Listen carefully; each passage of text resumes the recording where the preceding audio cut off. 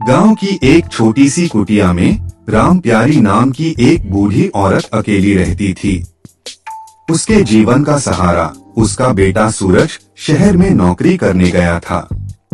सूरज को गए हुए कई साल बीत चुके थे और राम प्यारी की बूढ़ी आंखें अब उसे देखने के लिए तरस गई थीं।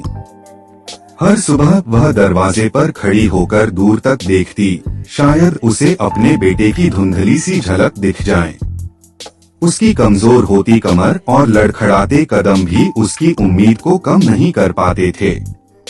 सूरज जब गांव से शहर गया था तो उसने अपनी माँ से वादा किया था कि वह जल्द ही लौटेगा। राम प्यारी उस वादे को अपनी छाती से लगाए बैठी थी। हर त्योहार, हर मौसम के बदलाव पर उसकी उम्मीद और गहरी हो जाती थी। वह गांव की अन्य महिलाओं से सूरज के बारे में पूछती, उसकी सफलता की कहानियां सुनती और मन ही मन खुश होती। लेकिन उसकी खुशी तब अधूरी रह जाती जब शाम ढलते ही वह खुद को उस खाली कुटिया में अकेला पाती। धीरे धीरे राम प्यारी की सेहत गिरने लगी। उसकी आंखें धुंधली हो गईं और उसके पैरों ने उसका साथ देना छोड़ दिया। अब वह ज्यादातर बिस्तर पर ही लेटी रहती थी।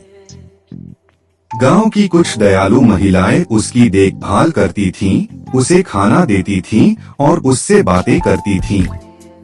लेकिन राम प्यारी की उदासी कम नहीं होती थी।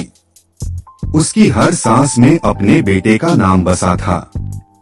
एक दिन गांव के पोस्टमैन ने राम प्यारी के नाम एक पत्र दिया। कांपते हाथों से उसने पत्र खोला। यह सूरज का पत्र था। उसने लिखा था कि वह जल्द ही गांव लौट रहा है। अपनी मां की बिगड़ती हुई सेहत के बारे में सुनकर वह बहुत चिंतित हो गया था और अब अपनी मां के पास ही रहना चाहता था। पत्र पढ़ते ही राम प्यारी की आंखों में चमक आ गई। उसकी कमजोर आवाज में भी एक नई ऊर्जा का संचार हो गया। उसने गांव की महिलाओं को पत्र पढ़कर सुनाया और खुशी के आंसू बहाए। उसे ऐसा लग रहा था जैसे उसकी बरसों की तपस्या सफल हो गई हो। और फिर वह दिन आ ही गया जब सूरज गांव लौटा।